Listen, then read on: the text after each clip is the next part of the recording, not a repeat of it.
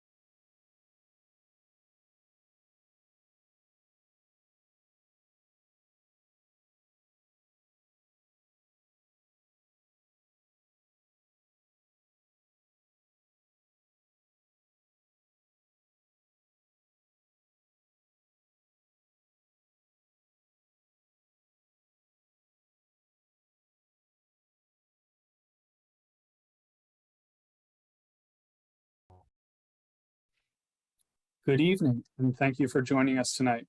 My name is Nick Phillips. I'm a journalist with the Arizona Capitol Times, and I'll be the moderator for this evening's debate. The Citizens Clean Elections Commission is the sponsor of this event. As the state's voter education agency, Clean Elections hosts debates so voters have the opportunity to hear directly from the candidates, ask questions on the issues that matter most to them, and vote informed. Candidates that have a contested general election have been invited to participate in the debate tonight. Please note, candidates from both the Senate and the House are participating in this debate. As the moderator, I'll do my best to ensure the candidates have the opportunity to engage directly with their respective opponents. The questions that will be asked this evening are coming directly from voters. Leading up to the debates, Clean Elections conducted outreach to voters across the state, asking for questions for the candidates. Additionally, Clean Elections surveyed voters to learn what issues are important to them. In this survey data, along with input from journalists at the Arizona Capitol Times, Arizona Agenda, Green Valley News, and Sahuarita Sun, have been utilized to guide our discussion so it best serves voters. And of course, we want to hear directly from you, voters that are watching tonight. So if you're watching live, you can submit a question at any time by emailing debates@kc-a.com, by sending a text message to the number 480-808-1814, or by calling 480-937-1253. And if you do call or send in a question, please specify if it's for all of the candidates or a specific candidate. We will screen questions for clarity to illuminate duplication, speeches, or personal attacks on anybody. This debate is scheduled to last about an hour and a half, so we might not get to all questions from the audience, but we'll do our best. Tonight, we'll be hearing from the candidates in Legislative District 18, which covers East and Northeast Tucson, including Catalina Foothills. Our candidates tonight are Stan Kane, Republican running for State Senate, Priya Sundaresan, Democrat running for State Senate, Linda Evans, Republican running for State House, Nancy Gutierrez, Democrat running for State House, and Chris Mathis, Democrat running for State House. To the candidates, you'll have 1 minute for your opening and closing statements and 1 or 2 minutes for your responses to the questions. We encourage an open exchange of dialogue between opponents, and if you do feel the need to respond to another candidate's comments, you may do so, though I might limit responses for time management purposes. And we remind the candidates in the audience that this is a respectful, courteous, and professional environment. Our goal is to connect candidates and voters so the electorate can vote informed. The order in which we're going to start with opening statements this evening has been determined by alphabetical order by last name, starting with the Senate. That's the order in which I just introduced the 5 candidates. After that, we'll move in a rotating order, answering questions, and we'll reverse the order for our closing statements. So with that, Mr. Kane, would you please start the opening remarks? Well, thank you very much, Nick. Hello, I'm Stan Kane, and I'm running to be your state senator in LD18. I've been walking and knocking on doors since July of 2021, and I've talked to thousands of Tucson residents. They tell me they're mad. They're mad at the fighting between parties. They're mad at the way their children are being educated. They're mad at inflation and how their decisions they have to sit around the table and make about their hard-earned income and where it goes. Now, I'm not a wealthy person. I served 33 years in the Department of Defense in service of our country. I retired in July of 2019. I have a master's degree in administration, and I've managed million-dollar budgets. I'm a certified teacher in Arizona, and I've taught K through 12. I've also taught Embry-Riddle Aeronautical University, and I raised my 3 children through the Arizona Public Schools. Like the people in Tucson and Pima County, I'm mad. It's time to put the people first, their children, our police, military, and our great state. I'm Stan Kane, and I'm applying for the job as your state senator. God bless you, and thank you. All right. Thank you, Mr. Kane. Our next opening statement will come from Ms. Sundaresan. Hi, everyone. I'm Priya Sundaresan. I'm running for State Senate to represent this District 18. I was born and raised here in Tucson in the district. I've attended public schools in the district and graduated through high school here. I also have made environmental law my career and environmental advocacy my career. I have been fighting for environmental issues. I've also been advocating for voting rights issues. I graduated from the University of Arizona with my law degree, and I now teach there, where I teach in natural resources law. I'm running for state senate because I want to make sure that we have a sustainable Arizona for future generations. I am a mom, an educator, a union member. I'm asking you to vote for me so that we can fix our issues that address our district, including climate change, water, voting rights, our access to reproductive health care, and many more. And so please vote for me for state senate for District 18. All right. Thank you, Ms. Sundaration. And we'll now move on to the candidates for House, starting with Ms. Evans.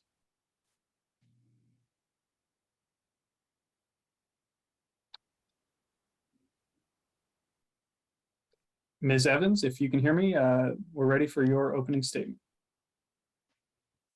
You're on mute right now. There we go. Hello, my name is Linda Evans. I'm running for the state legislature in District 18. I've been a resident of this district in Pima County for 28 years. I taught at Pima College, second level psychology to police, border patrol, nurses, and first responders on how to manage anxiety and depression. I have an MFA in filmmaking from Columbia College, Chicago. And I have a place in my heart for the homeless and veterans. In fact, there's a group called Homeless for Linda and Democrats for Linda, who I'll be seeing tomorrow. I've been going door to door since Thanksgiving 2021, talking to people from I-10 down to Broadway in the city and east to Sabino Canyon. I am a mom and a daughter. My mother lives 1 mile away from me here in District 18. I do fear for the decline in safety in our neighborhoods. And I wonder if my 87-year-old mom will be struck in the head by a drug addict or an illegal getting from her apartment to her car. I'm not a career politician. I don't always agree.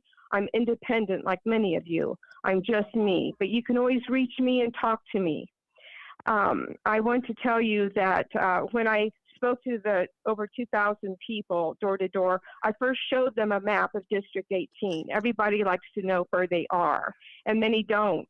And then they say, I've never met my state legislator before. And I say, no, not yet. I haven't been elected. I'm just your candidate.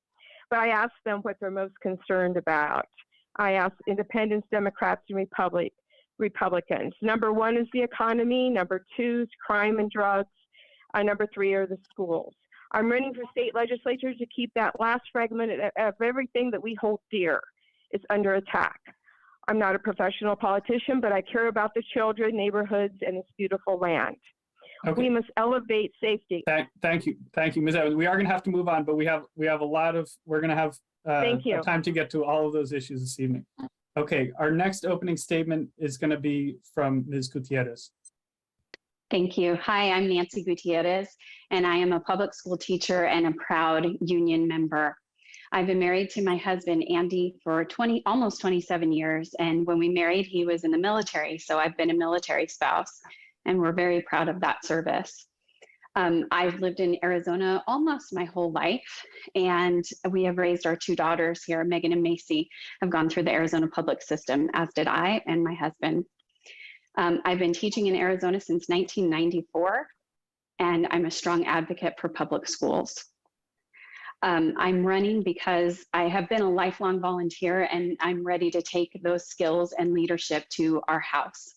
I am a gun sense legislation advocate and also an abortion rights advocate. I'm very, very humbled to be one of the Democratic candidates, and I will work very hard to represent this entire district in our state legislature. Thank you so much.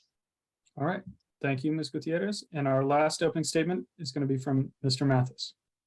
Hi, folks. I'm Chris Mathis. I am a lawyer in Tucson. I also was appointed to the legislature this past December to serve out the term of Randy Freeze. So I'm current rep for LD9. I'm a Democrat. I also teach healthcare law and aging law at the University of Arizona, and I've done some legislative work as a staffer in the past. I've worked in the United States House, the United States Senate, and other legislative bodies, as well as done some academic work in healthcare. I'm running to reinstate reproductive rights, to fully fund public education in Arizona, to help preserve our precious water resources, to protect our voting rights, and to make sure that we were able to pass common sense gun laws in the state of Arizona. I want to thank Clean Elections for having this debate and all the other candidates for being here, and I look forward to it. Thank you very much. All right, thank you. And we'll dive right into the questions. So as I said, we're going to rotate the order. So this first question, our first respondent will be Ms. Sundaration. And this is going to be on an issue that's probably on everybody's minds this week.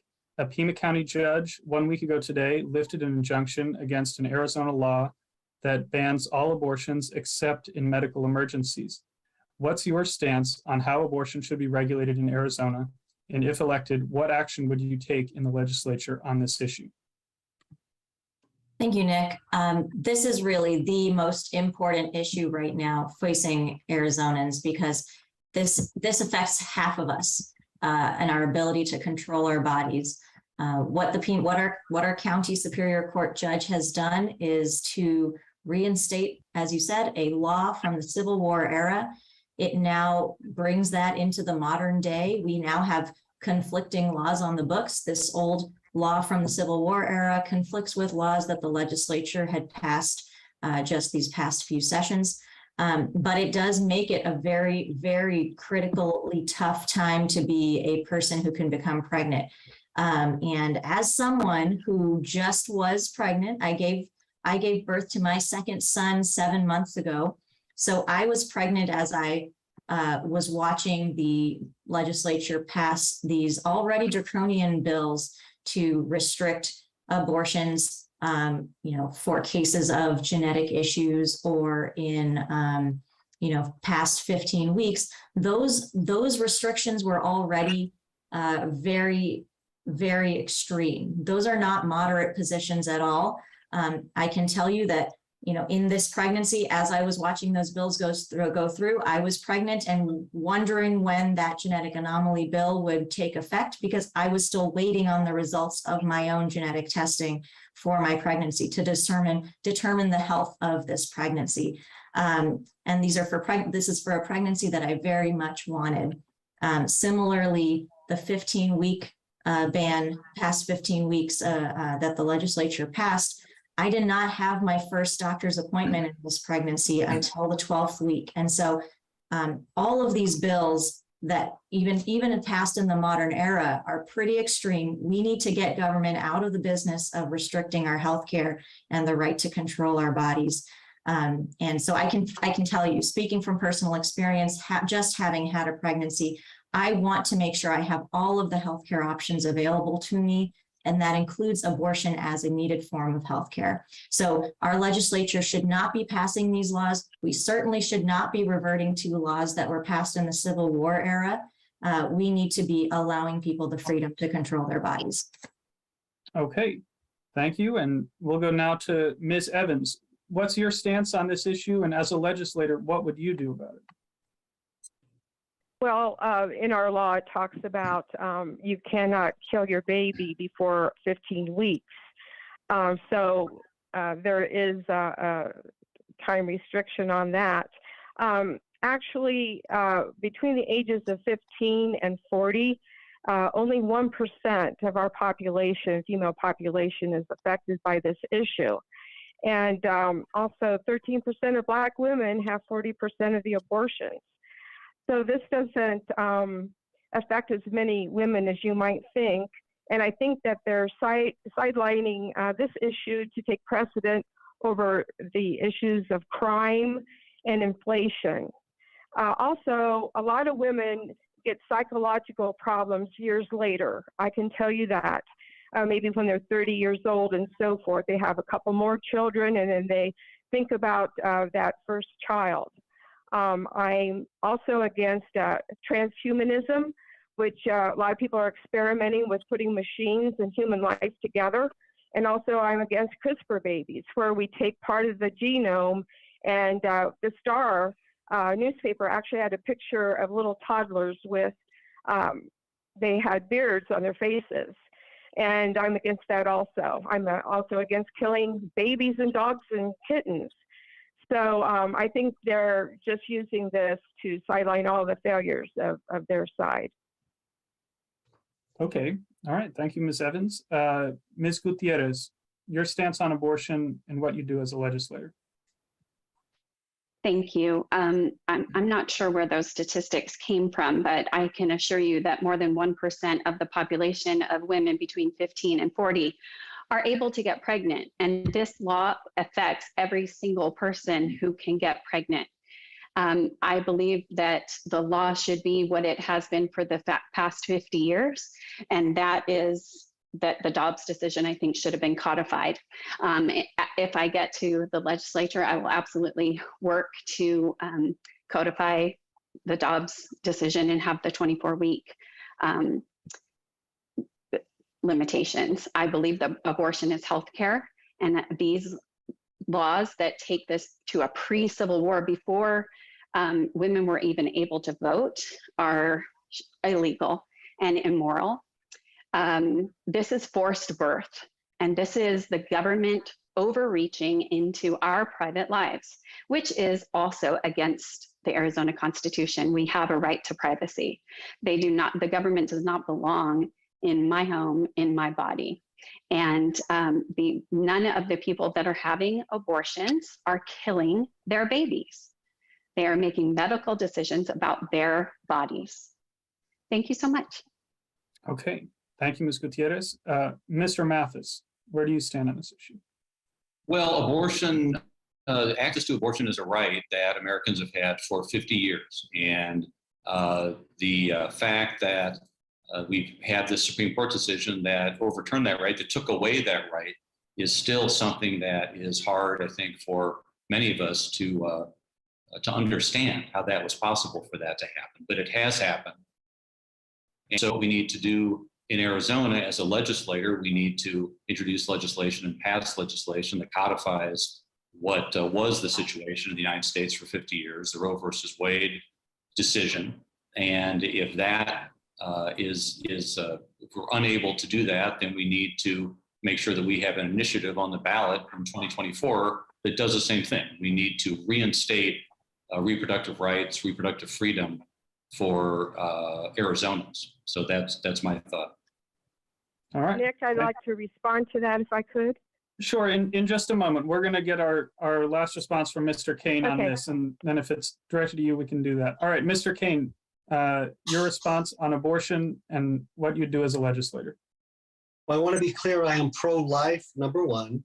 And number two, the rules that are on the book in Arizona, since they are laws, I have to support the laws as they are.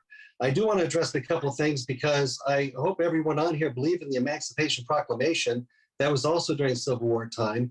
So if we want to start talking Emancipation Proclamation and taking away those rights, I would fight you on that. I just want to be clear on that. The second thing I want to be clear on is there was never a constitutional right for this. It was a right that the Supreme Court had ruled, and they had to correct their ruling, which they do all the time with different rulings, and we agree to it.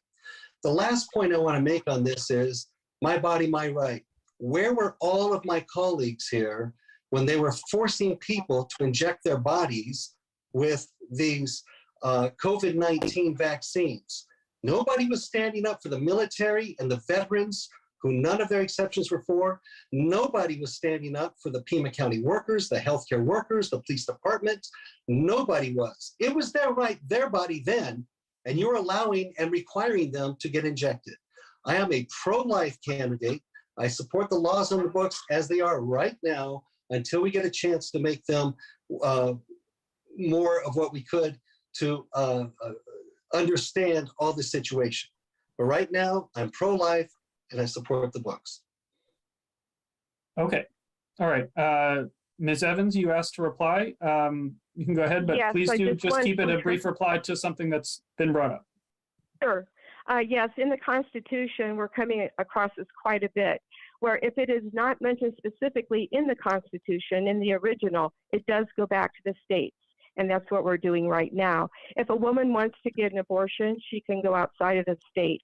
And as others have said, this will probably be codified pretty soon. So it could be all over. Okay, thank you. Okay.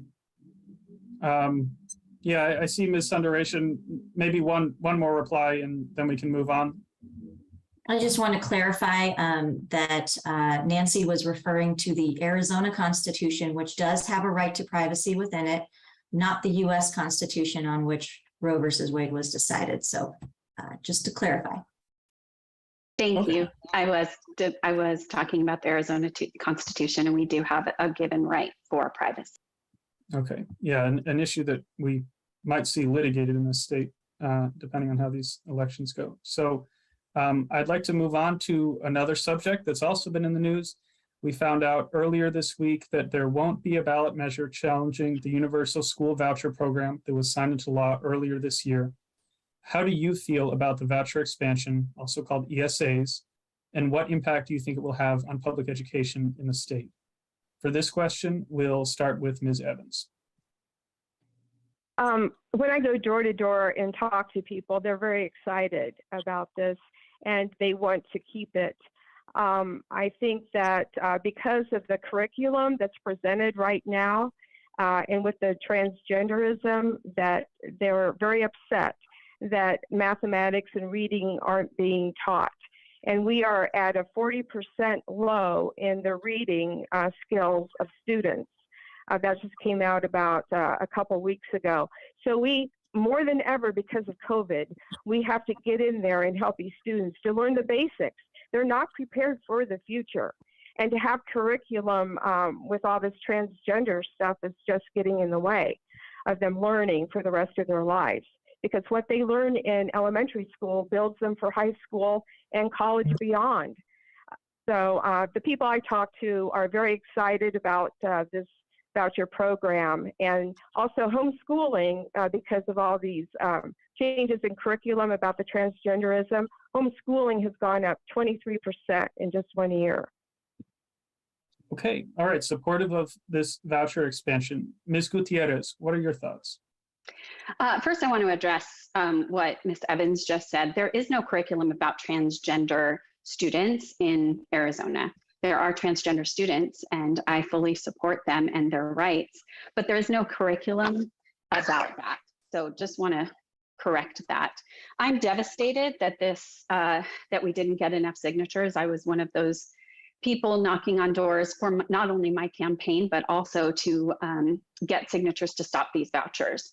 As a public high school teacher, I know that what these vouchers will do. They will further destroy our public education system by taking our public dollars and giving them to private schools and micro schools and homeschools with absolutely no checks and balances whatsoever. No one has to show receipts for what they use this money for. $7,000 of our hard-earned tax money will go to the people that want these vouchers, and they never have to show what they spent them on. Our schools are suffering because of these vouchers. And when students go to one of these schools and then don't do well there, or the school kicks them out before the 100th day, or after the 100th day, I'm sorry, they come to our public schools and we teach them, and we don't get the money back in our public school education system. We are suffering right now. Teachers are suffering. We are teaching our hearts out, just like we have done since the beginning of time. And we are met with so much disrespect and so much misinformation, like was just talked about. And it is really harmful to our students and our teachers. I am very against vouchers and will fight against them every moment I can. Thank you. Okay, thank you, Ms. Gutierrez. Mr. Mathis, on school vouchers, thumbs up, thumbs down. Yeah, so I completely agree with Ms. Gutierrez on that. I was in the legislature this past session when that bill was passed, I think on the last day, or maybe second to last day, on a party line vote. This is an issue that was on the ballot in Arizona a few years ago. It was roundly defeated.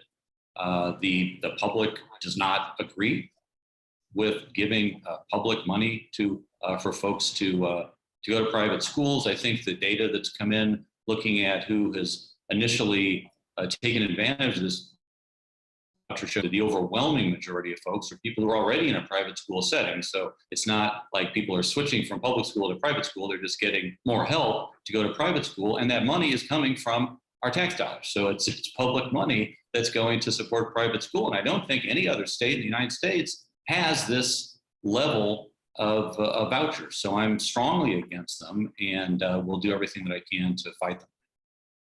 Okay, thank you. And we'll go to Mr. Kane. Where do you stand on the universal voucher expansion? I'm glad you called it that instead of vouchers. It's the Empowerment Scholarship Account, ESA. And it was from HB 2853 that it came out. I want to say, first off, all of the other people who've spoken are correct. It's the taxpayers' money. And all of the parents who pay taxes into the system, it's their money too. So I am in favor of the ESAs, where the parent can take their child to whatever school system they wish and enroll them. And as a certified teacher in Arizona and as a past certified teacher in California, I too have had children in the school system. We did not have this at our affordability in order to utilize it. I'm very proud to say that I'm an advocate for the lower and middle income earners, the non-attorneys, the people who go out and work every day, who work very, very hard for their kids. They are mad. They are upset. They figure if they're paying into the system and the system's failing them, and I had to testify at a couple of school districts about critical race theory. So I want to stand corrected. They may not be transgender, but I have seen education stuff for critical race theory. And so when I hear about this, the $7,000, that's a small portion of the estimated from the Goldwater Institute, $12,000 that public schools get. So if 7,000 of 12 goes away and that student leaves, the school system gets $5,000. In addition to this, there was $31 million in September of 2020 through the COVID money. TUSD received $18.6 million of that. What have they done with it? There was also legislation that the governor passed through the legislature. He went ahead and signed the bill to give a 20% raise to teachers instead of the 10% that they requested. The county has the money and they're holding on to it and not giving it to the school districts. So we can go and disagree on a lot of different things. The parents are mad. They want their kids to be educated. They want them to be taught and not preached to. So they should have the right to take their tax dollars and their student. I'm in favor of the ESAs. Okay, Mr. Kane's in favor. Ms. Sundaration, where do you stand on this? I have to agree with Ms. Gutierrez, Mr. Mathis. I am not in favor of this extreme voucher expansion that just passed the legislature. I want to highlight, some of the things that Ms. Gutierrez as a teacher has experienced. She wasn't able to bring this up, but we need to be funding our public schools more rather than draining money from it. I know that she had to start teaching her class without AC running because of the fact that these vouchers are draining our public schools of the needed funding that they need. And my opponent, Mr. Kane, has mentioned a number of buzzwords, including CRT and other things that really are not applicable to what our teachers and students are facing in their public schools. Our public schools are the jewel of our country. They're something that we have invested in as a community to educate all of our students, and they are subject to strict regulation and strict accountability because we provide public funds to that. And if we drain those public schools of that funding and allow these ESAs or vouchers to take that money to unregulated schools, there's no accountability on what our public tax dollars are being paid for. So I, again, just support, we need to support our public education system. We need to support our teachers. We need to support our students who ultimately will rely on our public education system. I went through the public schools. We cannot just call a failing school and then further take money from it. We need to provide more support to that school in order to fix those issues. I'll leave it there. Okay, I see two hands for a reply. Let's just go back in the order that we already did on this question. So Ms. Gutierrez first, and then Mr. Thank Kane. you. Thanks. I wanted to address. I can't raise my hand. Okay, all right, we'll get to you afterwards.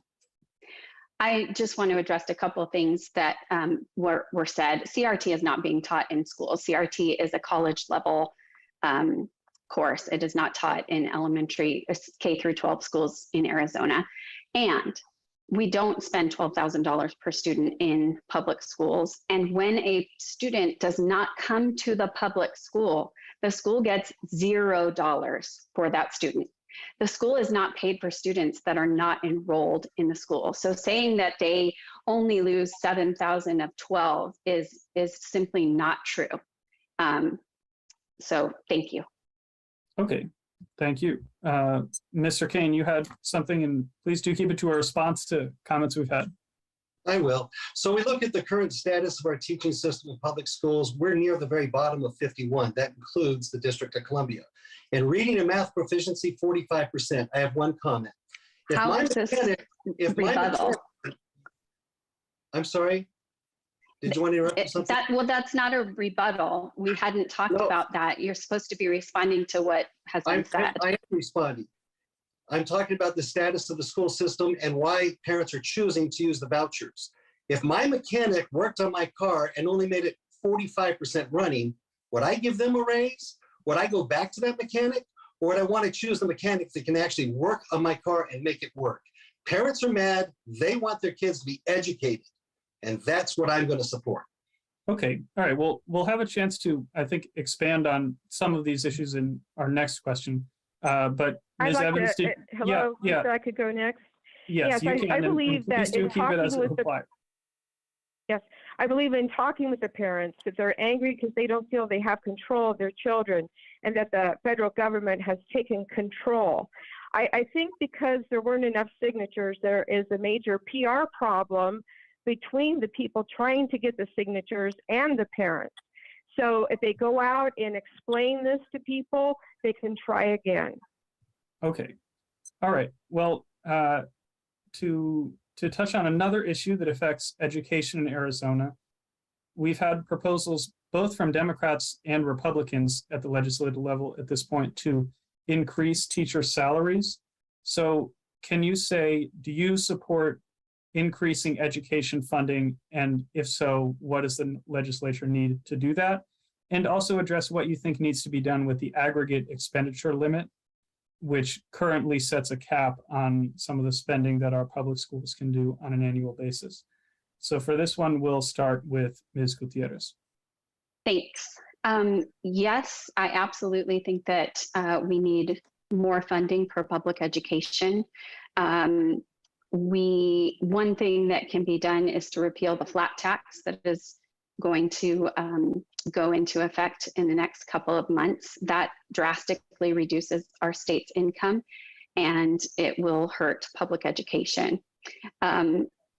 We need to pay teachers more, but it's not just about the teacher pay.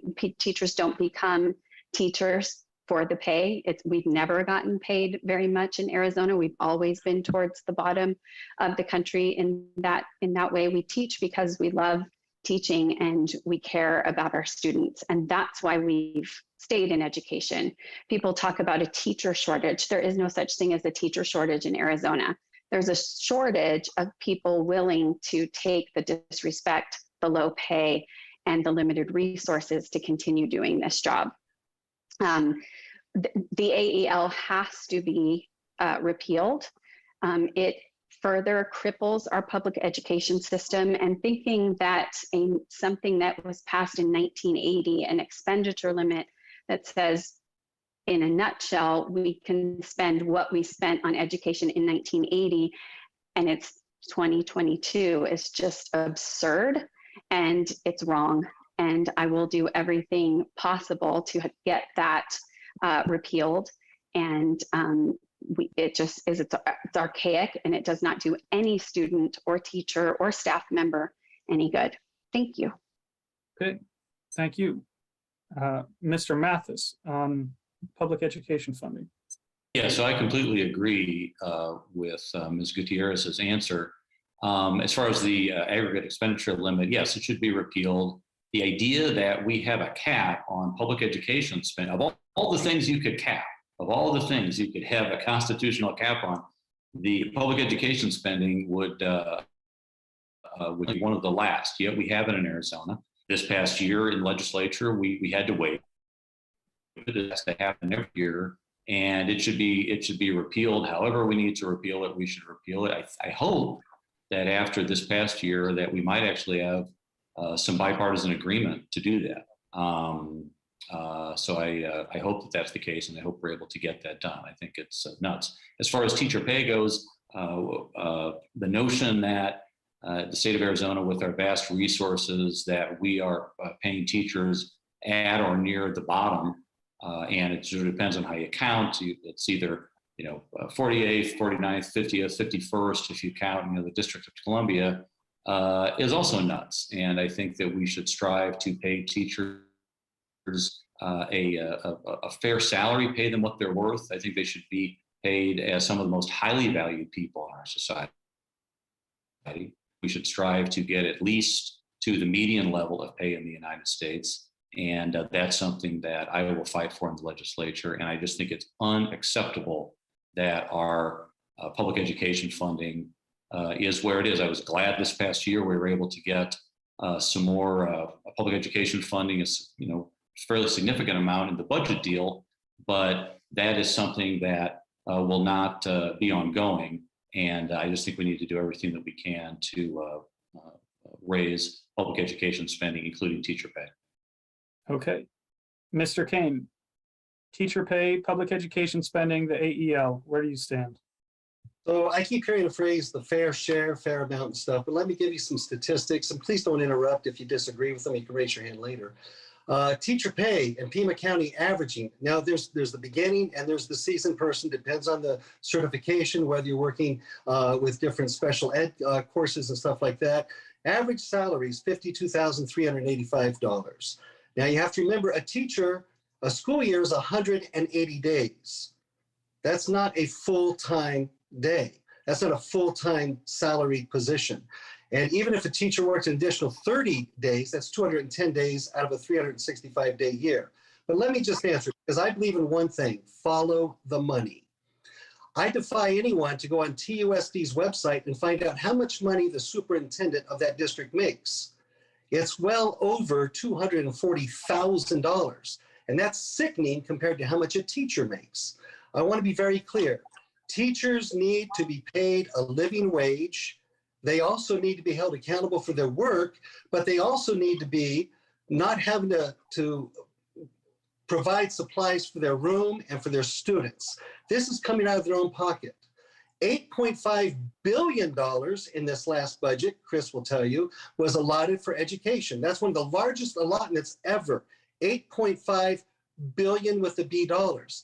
The question is, how is it going to be spent? Because what happens, and I hope Ms. Gutierrez will appreciate this, by the time the administration gets done with their pet projects, infrastructure and teacher salary suffers. It's almost always last.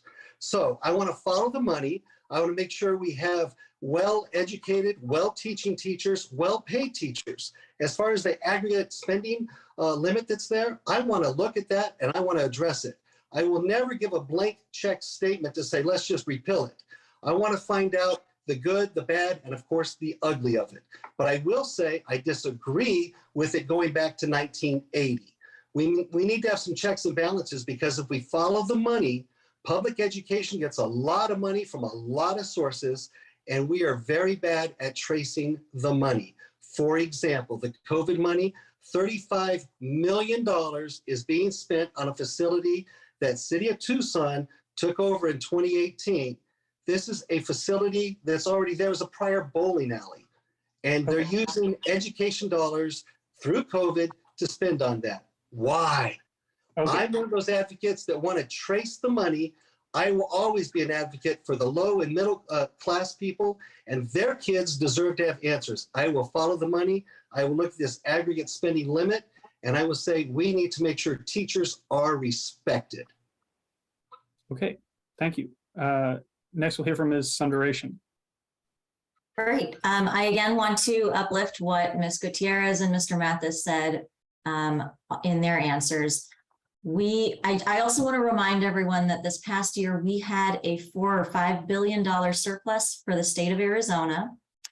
we should have been putting as much as possible of that surplus into our public education system, but we were limited by the AEL in terms of how much money we could put into the system. So I agree, we need to permanently remove the AEL. We should not be hearing pleas from our legislators like Mr. Mathis, calling for a special session from the governor so that we can remove the AEL before our teachers and school administrators are looking at shutting down in the middle of the school year. We should not be facing that situation. So permanently removing the AEL and being able to put our surplus money into public education, and we should absolutely be funding our public education instead of looking at using our surplus to line tax breaks for the special interests. And we should,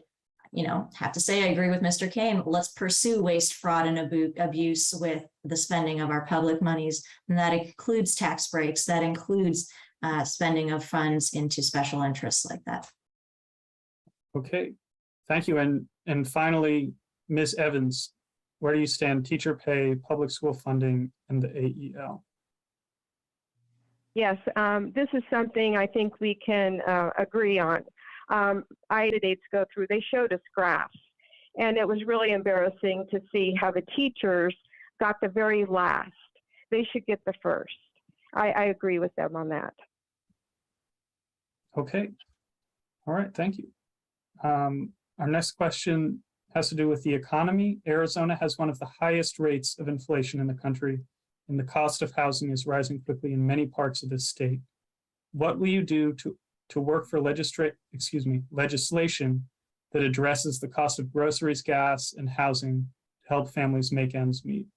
And our first on this question will be Mr. Mathis. Well, I was pleased that in this last budget that we were able to get, I believe, $60 million for folks who are having difficulty making ends meet with respect to housing costs. I think that to some degree, these issues with respect to inflation are broader issues, federal issues. I think that we need to do everything that we can, though, in Arizona, whatever the federal environment, the national environment, to make sure that people are able to live and work in a way that where they feel like they're getting ahead and where they're not slipping behind. And I think that all of us have been troubled to see the inflation rate that we've had in this country in the past year. And I've been pleased to see that it looks like that is slowing, but it's unacceptable. It needs to go down. So we need to do whatever we can in the legislature. I would be happy to do whatever we can in the legislature and also on the federal level to make sure that we're doing what we can to reduce inflation and keep our economic environment strong in Arizona, and so that we have growth and so that people are able to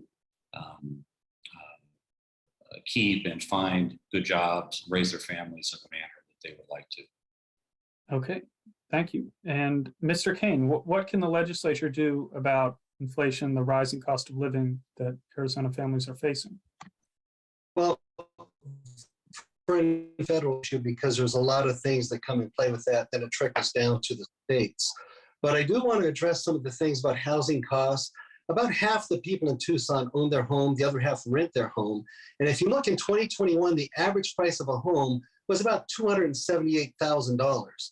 I don't have a home too much more expensive than that. Some people have a $2 million home in the Catalina foothills. Some people have to resort to renting an apartment. A one-bedroom apartment in Tucson in 2021 was $813. A three-bedroom apartment was about $1,600. That's atrocious, especially when people are trying to make ends meet. When you look at the price of eggs going up, and I mean, just as eggs as an example here, they're going up, gas going up, even your heating bill, electricity went up 20%. People are having to make hard choices, and that's what I was saying before about that. But what can we do? That's a key point of what you're saying. Part of what we have here in Tucson is a group called the Housing and Community Development Department. They get $10 million with the M dollar budget that is given to them, along with the Tucson Pima collaboration to end homeless. It's all one big group. There's 50 government, not-for-profit, faith-based groups and other entities that tie into this to try to help people in need of rent assistance. It might be of substance assistance for food, et cetera. And I want to give a couple of shout outs here. 211 Arizona.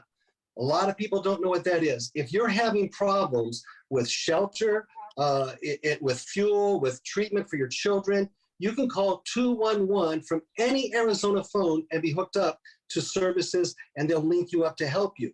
If you have a web service, it's 211arizona.org. The other thing I want to point people to is the AZ Landlord Incentive Project. If landlords get involved with this, they can help solve the problem more. As a former landlord, I did not know about this program.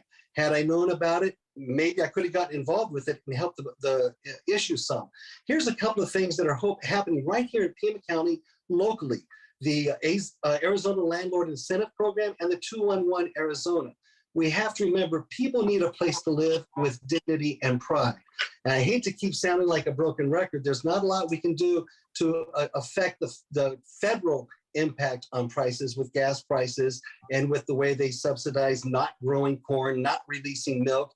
There's millions of gallons of milk that the federal government subsidized farmers to just dump out in order to keep the milk prices high. That is sad. That should be going to low income schools. There's a lot of market for that, but they don't do it. Okay, yes, and those are federal issues, as you say, so absolutely. But one last thing, as a child who grew up in a very poor home in Los Angeles, California, I know what it's like to eat government cheese. I've had to eat government cheese. I've drank powdered milk before. I don't want to say it was fun, but my mother did what she could to help us survive. I'm all in favor in bringing dignity to living for all humans. And like I say, we need to help with the housing. Okay, thank you. We'll move on to Ms. Sundaration. What can the legislature do about this? Is this an issue for the legislature to address, or is it about other forces like some of our candidates have said? Yes, this is absolutely an area that our legislature should address. This is not just something that we should blame the federal government on or just throw our hands up and say we can't do anything or simply point to city services. I think we should address this at the state level. I want to highlight an anecdote from when I was canvassing earlier this summer. I talked to a lady who was actually probably, I think she was in fact a Republican, so she wasn't going to be voting for me in the primary, but she was retired and she was living in a rental home, in a rental housing situation, an apartment complex, and she said she had to come out of retirement in order to pay her rent because an out-of-state company had purchased that apartment complex and was starting to drive up the rent. And so she was unable to be able to pay her rent simply on her retirement income. She had to start going back into the workplace. And this is a common story. We're hearing it from every candidate. We know that housing costs are rising. We need to do something about the out-of-state companies that are rising, that are owning all of these homes, reducing supplies, and jacking up prices. We need to put some sort of caps in place. We need to look into increasing housing density so that we can provide housing for people who are having issues finding housing. I also want to highlight that we can't blame inflation on all of these rising costs.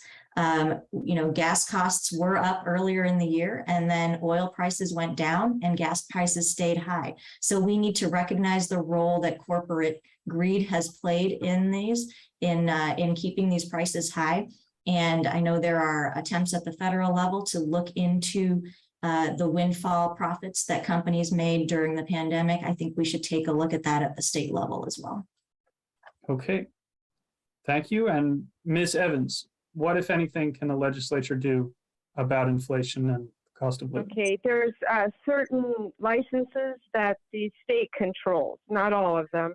But right now we're giving state licenses to the Chinese to drill for our rare earth minerals near Nogales. And that's for cellular components. And we don't have to do all this business with China. We need to figure out what rare earth minerals we have right here in Arizona and see what can be licensed for the local miners and people that work right here.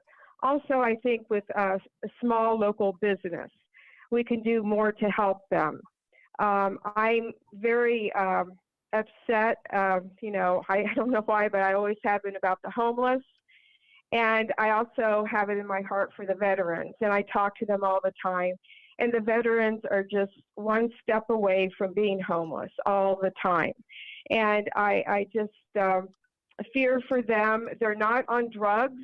They're not doing, you know, anything like that. They're just trying to have a place to put their head. I do a lot of work with Primavera, and I try to place them.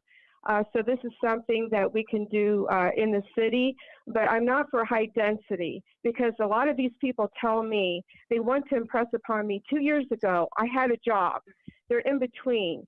And I've heard lately that there's overlords in these homeless hotels that are being created that force the weaker people to go out and steal goods from Target and so forth. They have a list. So we need to take the ones that are just on the verge and help them so much. Okay. All right. Thank you, Ms. Evans. And I think our last on this question is Ms. Gutierrez. Thank you. I agree with Ms.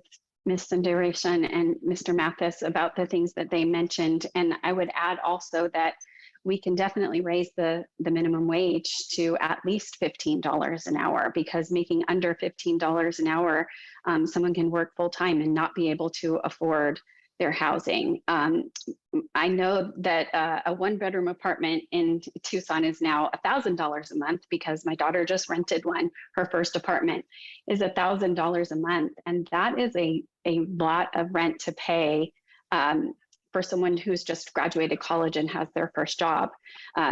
So I think that putting caps on how much a landlord can raise their rent at any given time is a really good idea. That might be more of a local issue, but we could look at it at the state legislature.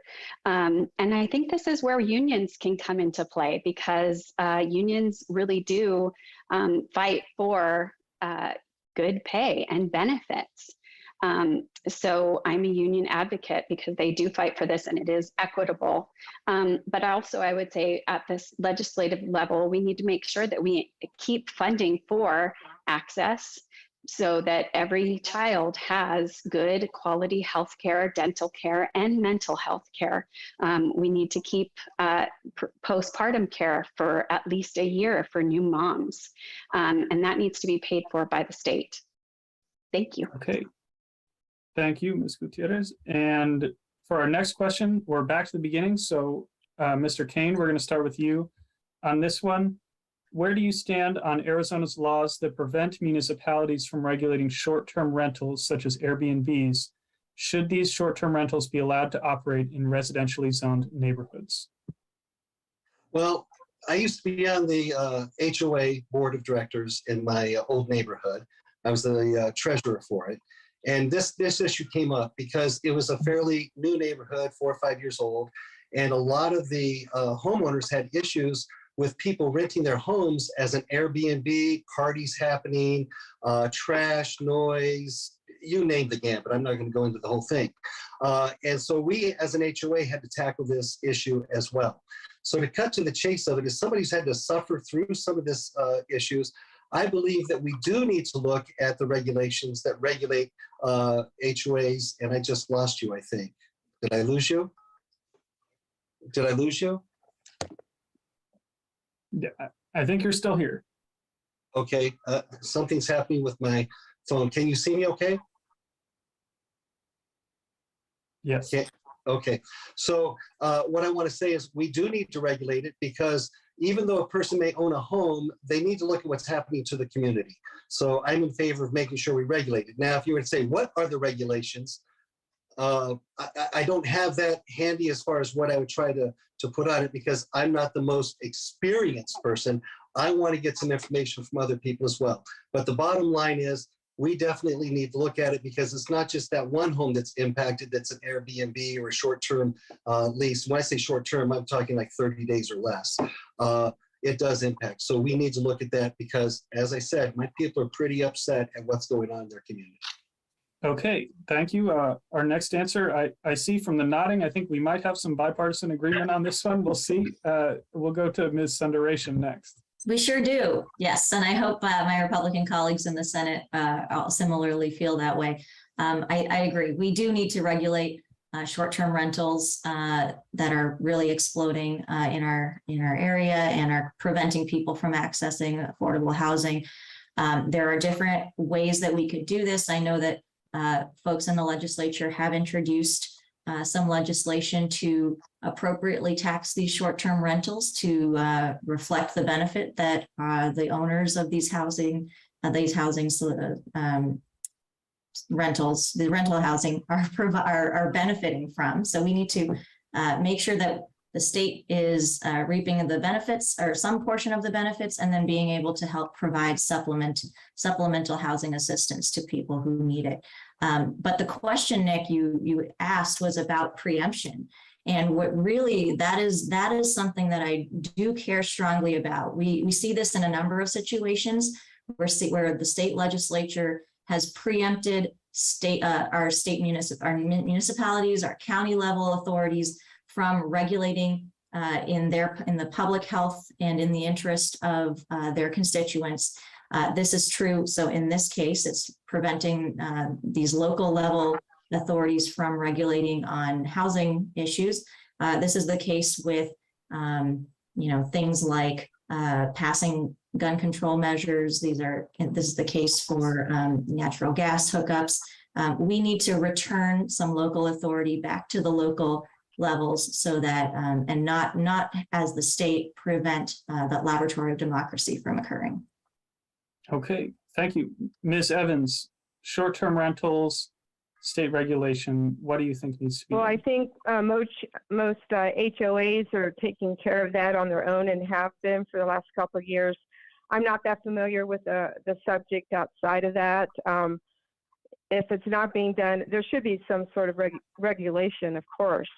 But where I live and the other HOAs around me, they do already have rules in effect.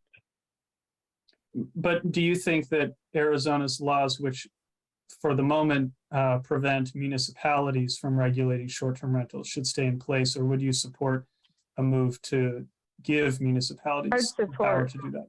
You would support that? Yes. Okay. Yes. Okay. All right. And we'll move on to Ms. Gutierrez. Thank you. I do think we need to do something about this. My mom is the one that told me about this a couple of years ago in the first place. She lives in Scottsdale, and it's a family neighborhood that I grew up in and doesn't have an HOA because it's old. It's been around since the 80s. And so they don't have any regulations, and the neighborhoods are being destroyed and the family safety is being destroyed. So yes, I do think there need to be regulations, but I totally agree with Ms. Sundaration that preemption, we cannot, as the legislature, make all of the rules for where local government should be. So, maybe sometimes if they're not making those rules, we need to step in. But I think the first level of that should come from local government. Okay. Mr. Mathis, what do you think about this particular case of local control? Yes, I agree with I think most of my colleagues. I do think that this is something that should be subject to local control, and I completely agree with the point that was made on preemption, because I remember growing up, members of the current majority party in the legislature always used to talk about how we need more local control.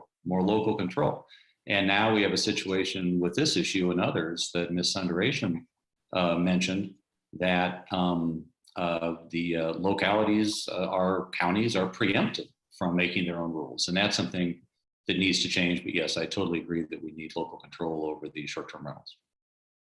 Okay. All right, we will move on.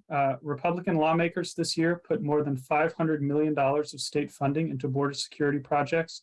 Our governor, Doug Ducey, recently spent $6 million to put shipping containers along gaps in the border wall in Yuma. Is this a wise investment of our state money? And what do you think the money that's been put into that border security fund should be used for? And we'll start with Ms. Sundaration. No, I do not think this is a wise use of our money. The border and immigration issues are a federal issue. We have very well-staffed federal agencies that deal with this issue, Department of Homeland Security, and a very significant presence here along the border to deal with those issues. So I view the funds that our state lawmakers and Governor Ducey have allocated to this issue as more of a political stunt than actually doing anything helpful to assist migrants as they are making their arduous trek to, reaching us, processing asylum seekers, anything to actually alleviate any of the problems there. I think what we should actually be putting the money towards are some of the issues we've already discussed, like education, where we badly not only need to continue to fund our K-12 public education, we need to restore our higher education funding, we need to invest in early childhood education and the many other support services that Ms. Gutierrez mentioned in terms of supporting support service, mental health services for and access healthcare services, all of these things that the state should be providing to our residents that would provide a more stable society. And not to mention my own interest and career in environmental advocacy. I would like us to be funding our agencies better so that they can do a better job of regulating and enforcing our laws that serve the public health. Okay, thank you. Ms. Evans, we've got $500 million that lawmakers put in the Border Security Fund, and some of those went to the shipping container project in Yuma. What do you think of that, and what do you think the $500 million should be used for? I just came back from Yuma, from San Luis County, and there are specific things we can do to help sheriffs. And it's contained within the bills. And what they're telling us is they can do a lot more about human trafficking if we just would change the word in bills from smuggling to trafficking. There's things that we can do like that. But what we're doing, we're ignoring it's all smoke and mirrors about the major problems. And Casa Grande, north of us, is #1 in human trafficking in the United States now. And that's because the two interstates meet, 8 and 10. And all of this illegal fentanyl that's been going over the border, there are 8 million pills confiscated from June to September, okay? And there is, I'm reading the statistics here, $4.3 million worth of fentanyl 3 weeks ago were gotten in Phoenix. And this is trickling in to Tucson, of course, and to the homeless, and to the people that are down and out and need jobs. And the high school students are being told on TikTok that they can come down to the border and pick up an illegal, and they'll give them $1,000 a piece. It's allowing, the border needs to be secured. And the federal government isn't doing it, but there are certain specific bills that we can do, such I talked about the smuggling, changing that word to trafficking, that the sheriffs can do. And it needs to be done. Our quality of life is going down. It's going down every day. And these same homeless people we're talking about and the people out on the streets, they're getting addicted to drugs. And they're being told to sell the drugs. And the cartels have a big handle on us right now.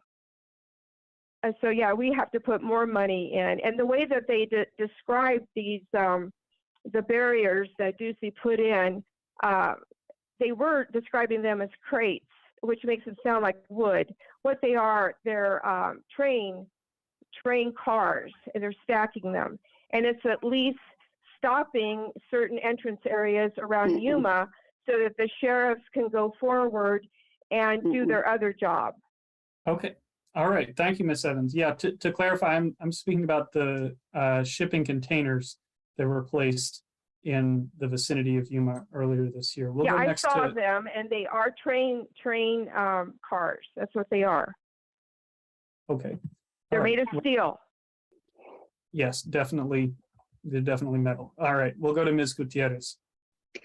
Thank you. It's all a political stunt. It did nothing to secure our border. It was a way for Ducey to get on Fox News, and he loves to do that. We've already seen that these shipping containers have fallen over. They are not stopping anything from happening that was already happening, and neither did the wall that the former president put up. That's coming down in areas and destroying habitats, and it's very much a political stunt. I would love to see more money put in stopping human trafficking. Absolutely. And I think a lot of that money could have gone to public education. We need money for mental health awareness and help. I would love to see some of that money go to veterans who don't get much help when they come back from war and are suffering from PTSD. I would like to see some of that money go to them. And there are so many programs that need to be funded. And I would love to stop seeing these political stunts and our state budget money going to those stunts that it has nothing to do with what our state budget should be handling. That is a federal issue. And I would just like our immigrants and asylum seekers to be treated as human beings and not used in a political way like they have been. These are people, and most of them are people that are fleeing their countries because they're trying to save their children from danger. And all of our families, because I don't know that any of us are Native. I'm just assuming that, correct me if I'm wrong. All of our families came as immigrants to this country, and some as asylum seekers. So I hold that near and dear to my heart, and think that it's something that makes America special and different. Thank you. Okay, thank you. Mr. Mathis, your thoughts on this spending package and the governor's actions in Yuma? Yeah, well, first off, I completely agree with Ms. Gutierrez's excellent answer on that. And I think that sometimes when we talk about this issue, we forget that we are a nation of immigrants. So that funding, so first off, it's a federal issue. This is intrinsically, primarily a federal issue. We're talking about an international border.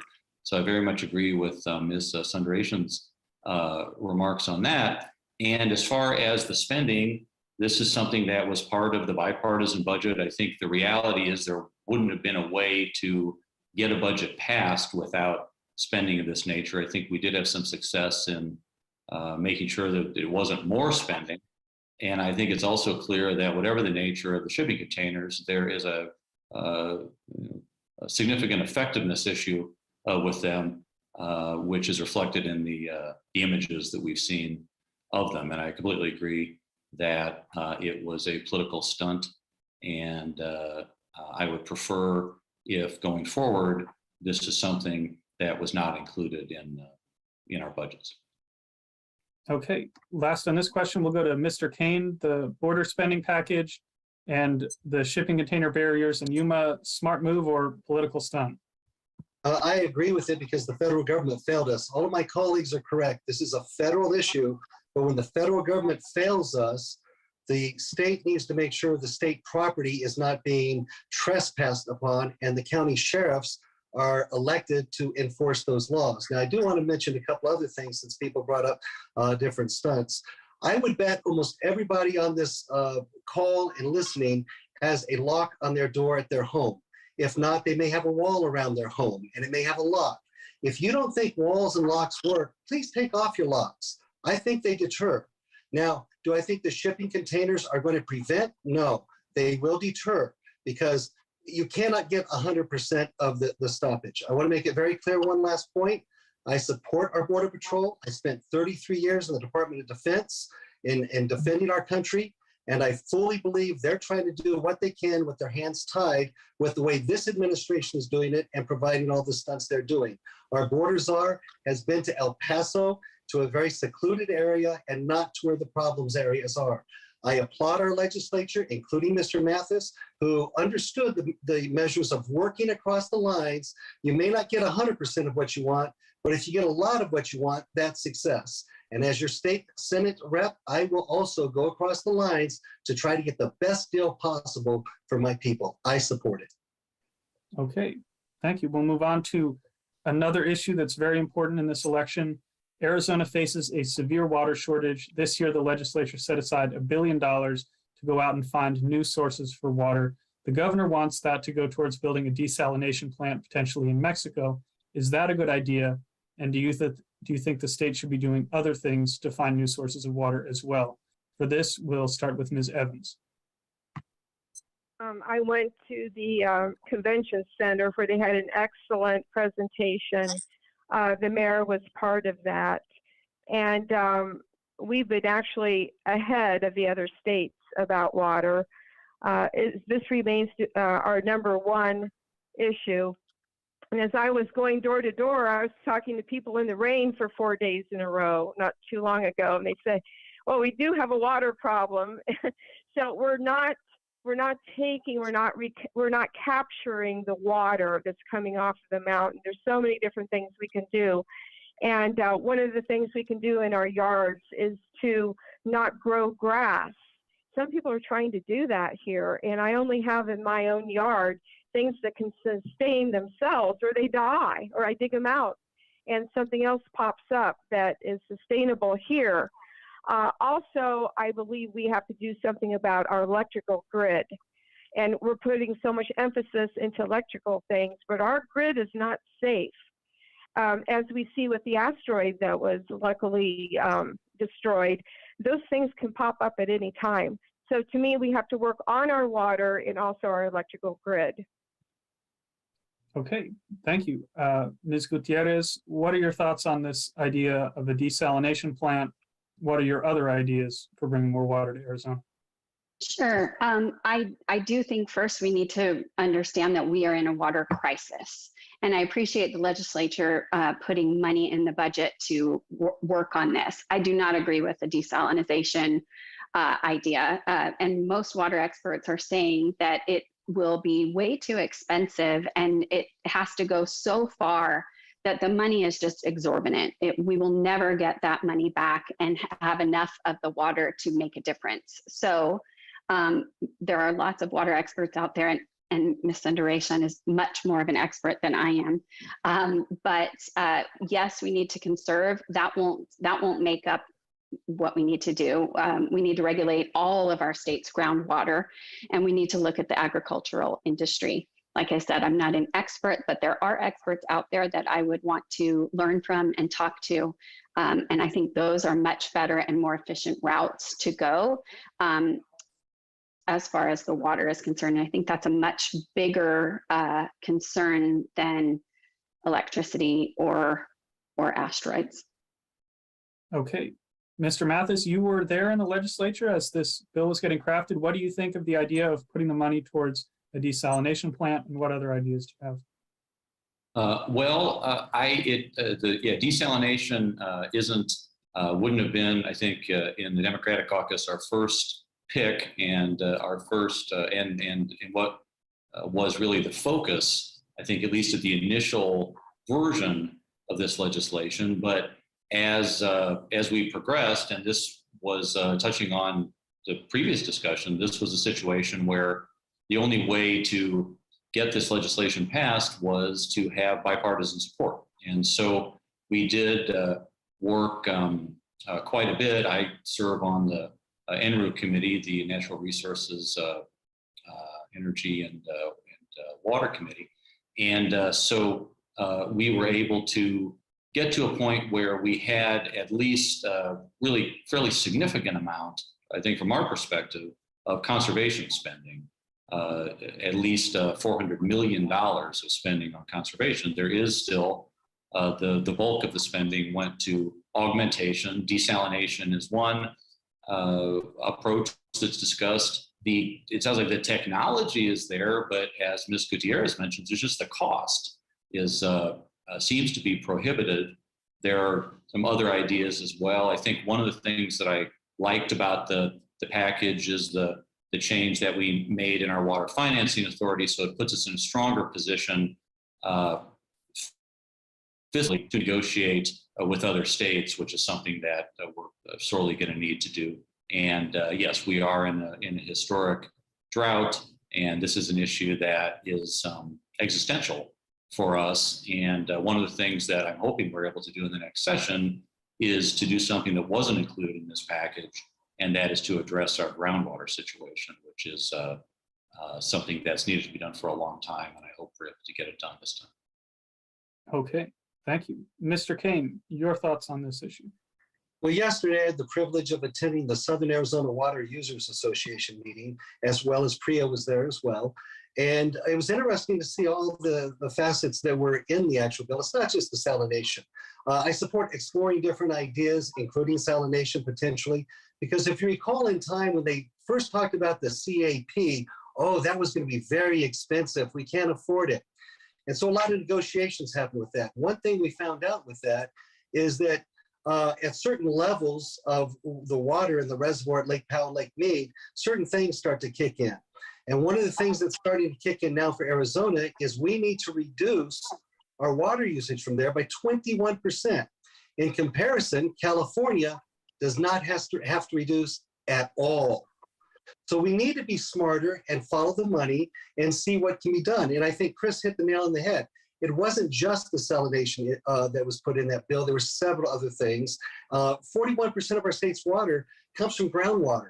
We need to really explore that and capturing the water and using it more wisely, as well as we need to look at how the water in Arizona is currently being used. 72% of it's used for agricultural purposes. And they try to do the best they can with reusing it multiple times over and trying to replenish as much as they can to use it in different ways, but they don't have the total answer. And one of the things I learned yesterday is that while I know some, I don't know all.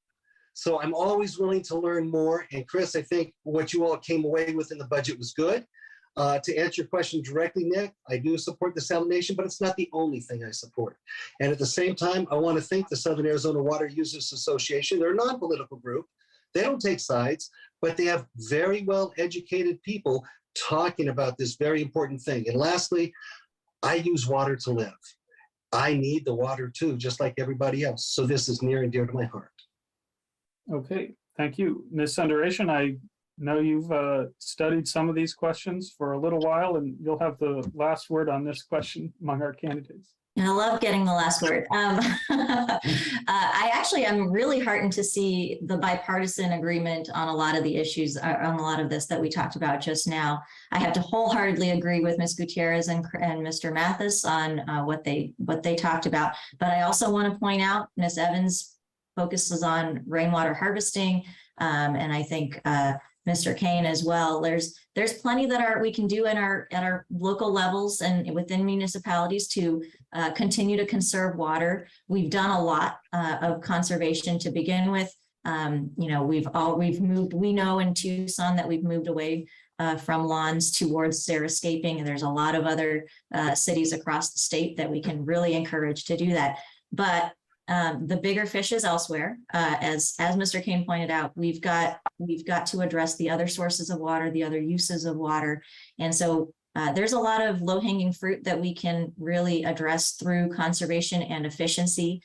We should be looking at projects that are using water at 50% efficiency, especially if they're agricultural. We should be moving them towards using more efficient sources or efficient methods such as drip irrigation, moving away from flood, low water using crops. There's so many. This area has been studied. We've got experts at the U of A, at our other state universities who can opine on this. We also absolutely need to expand our groundwater management. Currently, we only regulate our groundwater use in certain parts of the state. The rest of the state is a free-for-all, and we are seeing the impacts of that with people whose houses are suddenly their wells are drying up because a corporation has come in next door, in many cases out of state corporations, and because it's completely unregulated, they're able to sink an incredibly deep well that dries up the water table and doesn't allow the well of our local person to reach the water table. So many things we could talk about. I also want to commend Mr. Mathis on having successfully gotten that funding for conservation into the $1.4 billion package for water. I do agree. Going back to your actual question, Nick, I don't think that the desalination portion is the wisest choice to pursue.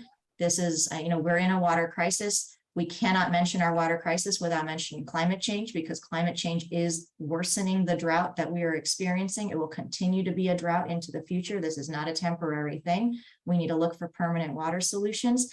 And something like desalination is going to require many years of investment, of negotiations over access to pipelines, access to that source of water. It's not something that's going to get us the water we need in the short horizon that we need it. So there's so much work to be done on water. I'm very excited to tackle it. So let's get to work. Okay, thank you. Mr. Kane, if you wanted to reply to a specific thing someone's brought up. Well, I just want to say that the state of Arizona land, we only control about 20%. The federal government controls the other 80%. We need to make sure they're using our water resources and doesn't impact us as much. And that's, I just want to put a footnote in there with that. Okay, definitely a good consideration for policymakers on this issue. So we're going to have one more question before we move into closing statements. There were a lot of efforts to change Arizona's election laws this year. Some passed, and it looks like others could be back on the table next session. So my question is, what challenges do you think the state legislature needs to address with respect to election security or access to the vote? And what kind of changes would you support if you're elected? So for this, I believe we're going to start with Ms. Evans.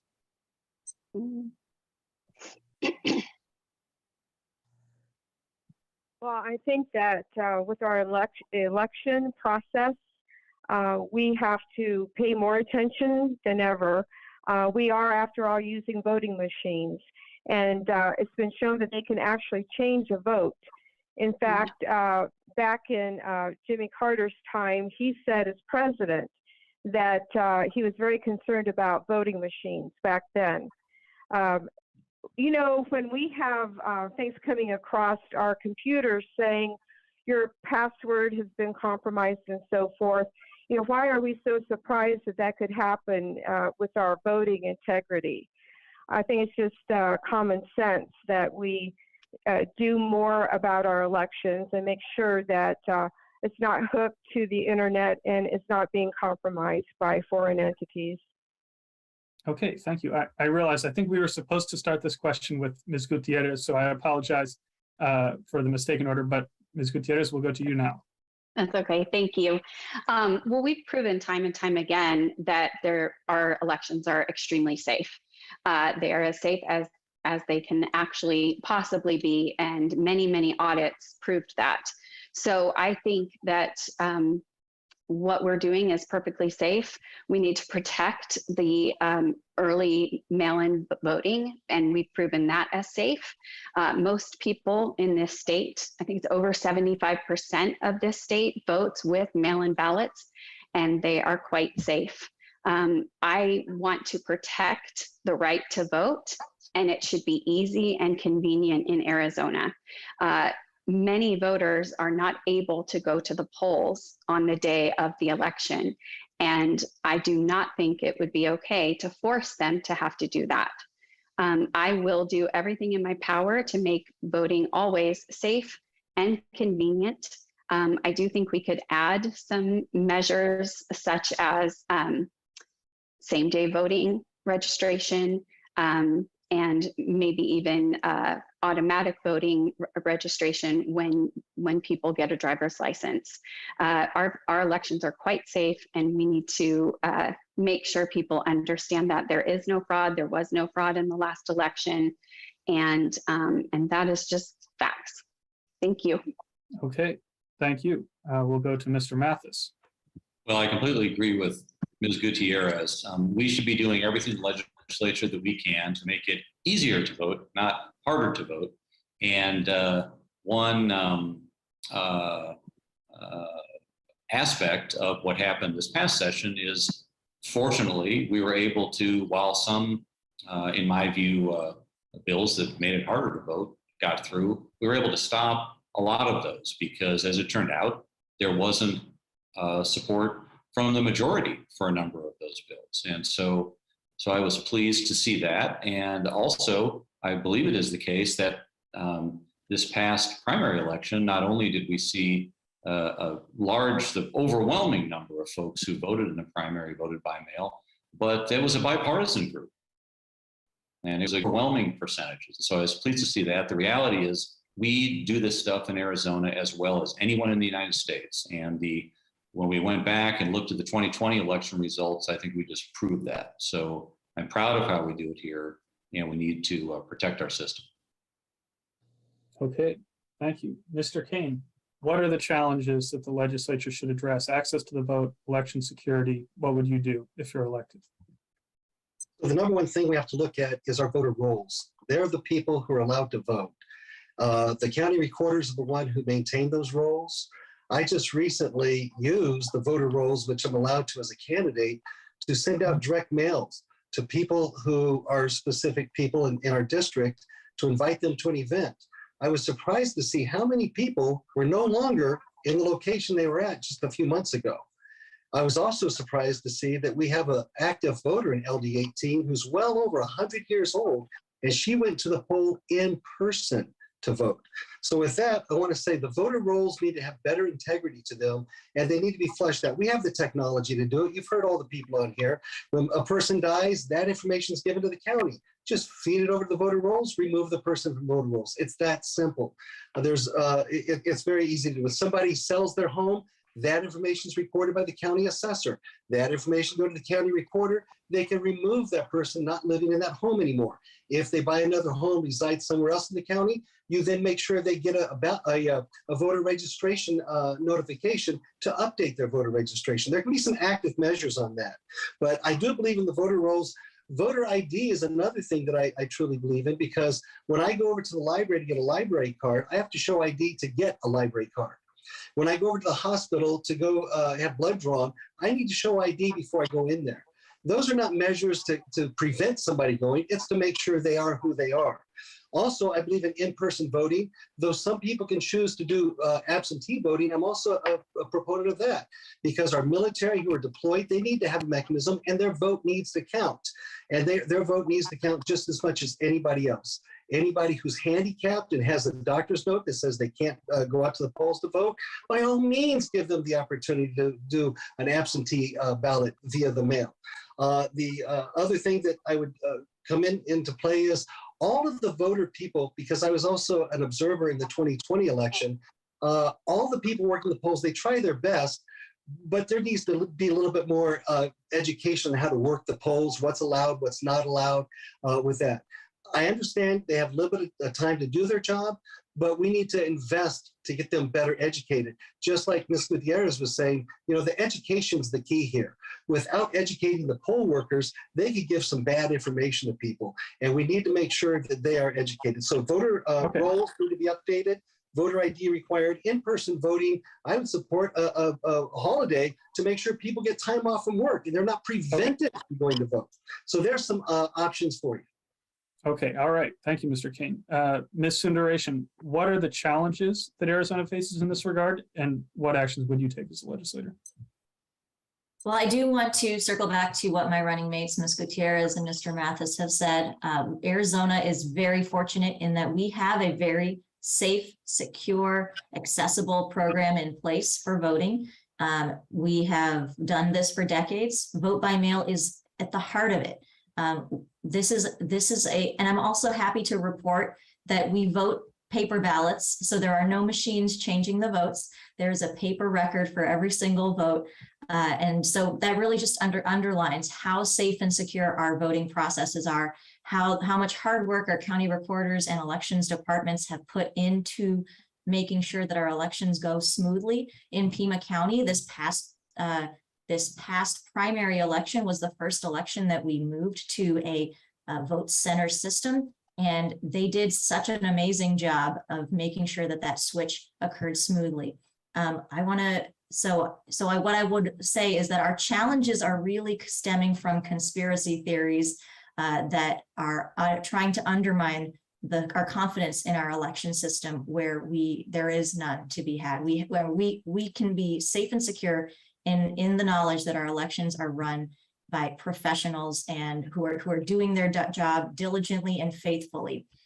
What I do think that we need to do to make our voting processes, again, easier and more accessible to everyone is to shore up our vote by mail system. We've seen it become eroded a little bit by previous sessions of the legislature. Let's restore that permanent early voter list. Let's put in more systems that allow for easy and accessible voting for everyone.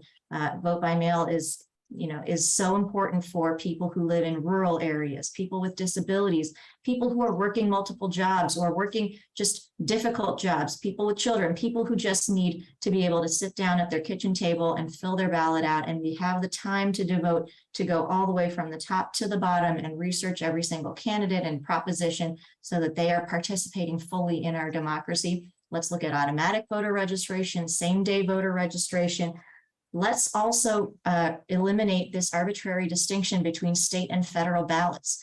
That is something that Arizona is unique amongst all of the states in putting two different ballots out. That's just an unnecessary, complicated mess for our election administrators.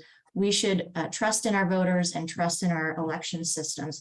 And we should allow ballot collection as well for people who live in rural areas. We need to support drop boxes, basically anything that promotes more people being able to vote than suppresses their vote.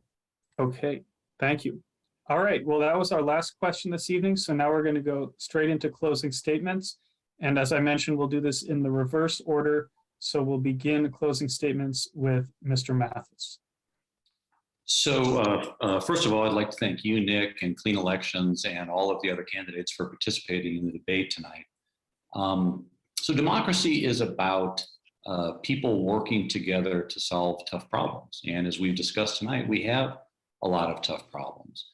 And one of the things that I hope I've legislature over the past year is that we have partisan labels, we have partisan roles, but these are not partisan jobs. These are constitutional jobs. And so whichever ones of us will advance in November, our role will be to represent LD18. And LD18 has a lot of Democrats. It also has a lot of Republicans and has a lot of and everything in between. So I think we need to be always cognizant of that, and we always need to be trying to find ways to work with whomever it may be at the legislature to try to do the best job for LD18. So I ask for your vote tonight, and I appreciate your attention, and I thank everyone very much for the opportunity.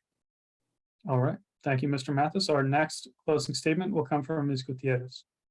Thank you. And I thank everybody for being here and participating, and you, Nick, for moderating. I appreciate the time. My name is Nancy Gutierrez, and I'm running for the Arizona State House in LD18 because I think every single student in Arizona deserves a quality, equitable, and safe education. And I also believe that one of the topics that we didn't get to is gun sense legislation. And I truly believe and will work with everyone I can to pass gun legislation that is very sensible, but will make our communities safer. I will also work with everyone I can to make sure that abortion is a right and that we don't have the government overreach that we're seeing right now. I ask for your vote. I will work hard for our community as I always have and will continue to do so. And I thank you for your time. Thank you. Next, we'll go to Ms. Evans, your closing statement.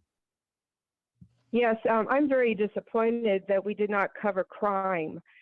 Crime is the #2 issue when I talk to people, and they've been telling me, whoever you talk to and when you talk in front of groups, tell them we do not want to defund the police.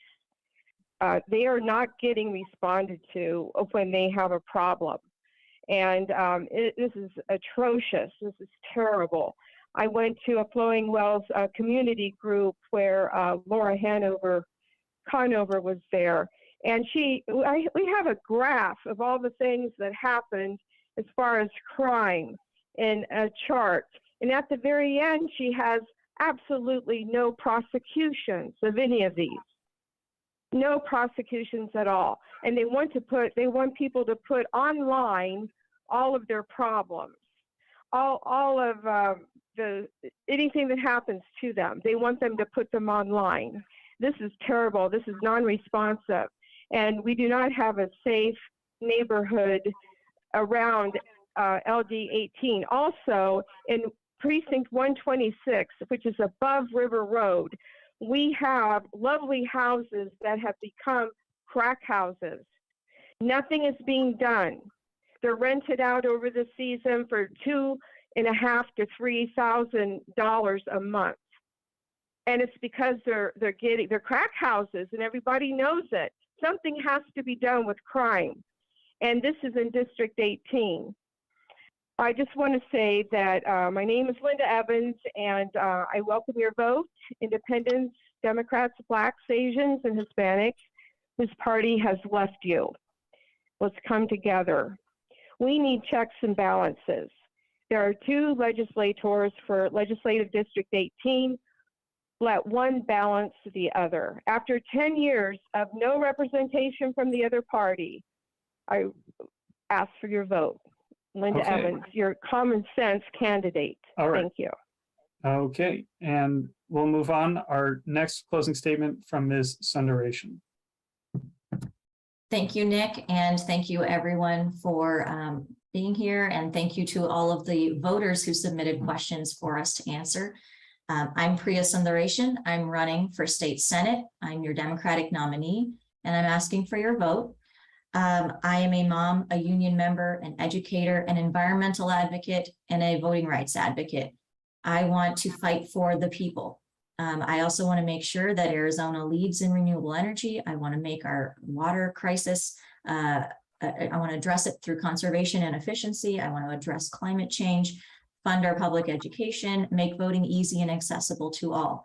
I also want to leave you by underlining the extreme nature of the candidates that you see before you, from the top of the ballot to the bottom.